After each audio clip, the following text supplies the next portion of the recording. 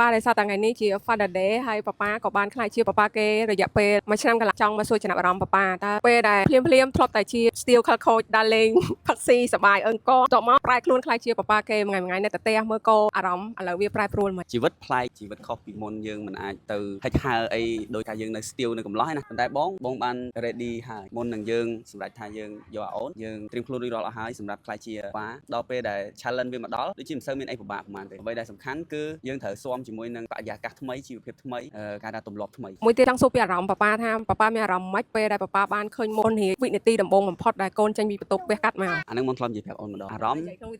ណ៍ពេលហ្នឹងគឺវាគ្មានអីដែលអាចប្រៀបប្រដូចបានគេហៅថាអារម្មណ៍មនុស្សម្នាក់ដែលយើងអត់ធ្លាប់ជួបពីមុនមកបើសម្រាប់បងមានអារម្មណ៍ថាចុំពិភពលោកនេះប្រែប្រួលទៅជា360ដឺក្រេហ្មងពេលដែលមានអូនរៀងមកមានអារម្មណ៍ថាដូចមានជីវិតមួយទៀតដែលនៅតោងជាប់ជាមួយយើងត្រូវនៅជាមួយយើង24ម៉ោងអារម្មណ៍របស់ខ្ញុំគឺដំបូងឡើយគឺគ្រាន់តែខ្ញុំចាប់បីឲ្យអូនរៀងភ្លាមគឺយើងមានអារម្មណ៍ថាយើងជាឪពុករបស់គេអារម្មណ៍មួយហ្នឹងមិនដឹងថាពណ៌នាថាម៉េច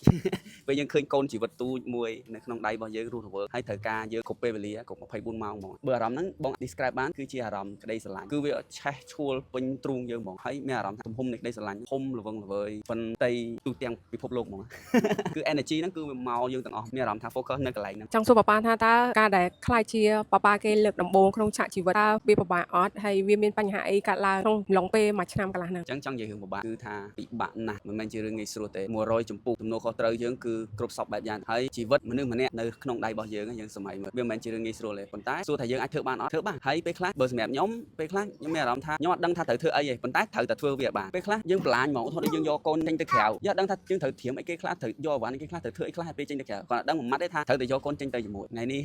Father Day អូនមានពាក្យពេចន៍អីចង់និយាយមកកាន់ប៉ាអូនធ្លាប់និយាយថាមូលហេតុអីបានអូនស្រឡាញ់ប៉ាប៉ាហើយដល់ពេលឥឡូវពេលដែលមិនពេលឥឡូវនិយាយទៅចាប់តាំងពីពេលដែលអូនទៅងូនមកទង្វើរបស់ប៉ាប៉ាទាំងអស់ដែលបានធ្វើសម្រាប់អូននិងកូនតាំងពីនៅក្នុងពោះរហូតដល់កូនចេញមកខាងក្រៅបានមួយឆ្នាំកន្លះហ្នឹងទង្វើទាំងអស់ហ្នឹងធ្វើឲ្យអូនកាន់តែស្រឡាញ់ប៉ាប៉ាលើសមុន1លាន1សែន1000លានដងវាធ្វើឲ្យអូនមានអារម្មណ៍ថាខ្លួនឯងបានរើសមនុស្សម្នាក់ដែលត្រឹមត្រូវខ្លាំងមែនតែនសម្រាប់ខ្លួនឯងវាថារើសប្តីល្អមួយសម្រាប់ខ្លួនឯងហើយបានរើសប៉ាប៉ាមួយល្អសម្រាប់កូនអូនទៀតអូននឹងដឹងថាតើមនុស្សប្រុសខាងក្រៅគេមិនខ្លាចប៉ុន្តែសម្រាប់អូនប្តីអូនប៉ុណ្ណឹងគឺ perfect 100% សម្រាប់អូននិងកូនមកអូនពិតជាអរគុណខ្លាំងមែនតែនកន្លងពេលដែលអូនរៀបកើតមកហ្នឹងគឺប៉ាប៉ាមើលថែទាំងអូនមើលថែទាំងកូនយកចិត្តទុកដាក់ខ្លាំងមែនតែនហើយអត់ឲ្យប្រពន្ធហត់ទេប្រពន្ធសរសៃខ្ចីគឺឲ្យប្រពន្ធសម្រាប់រហូតប៉ាប៉ាសុខចិត្តម្នាក់ឯងមើលកូនណាំបាយធ្វើម្ហូបអត់ល្ងុយមួយថ្ងៃគេងបានតាកន្លះម៉ោង1ម៉ោងអីក៏មានដែរសំខាន់ឲ្យតែប្រពន្ធបានសម្រាប់ប្រពន្ធគាត់ថាប្រហែលជាអត់មានមនុស្សប្រុសច្រើនទេអាចលះបង់ធំធេងដល់ថ្នាក់ហ្នឹងសម្រាប់ប្រពន្ធហើយកូនហើយទាំងតែប៉ាប៉ាមុនរៀបការគេពេញក្មេងសៀវភ្លាមគេផ្លាស់ប្ដូរមកអញ្ចឹងប្រហែលជាអត់មានមនុស្សច្រើនមនុស្សប្រុសច្រើនទេអាចធ្វើបានដោយប៉ាប៉ាលើពីហ្នឹងទៀតមើលថែប្រពន្ធមើលថែកូនហើយស្មោះត្រង់មួយប្រពន្ធមួយគ្រួសារ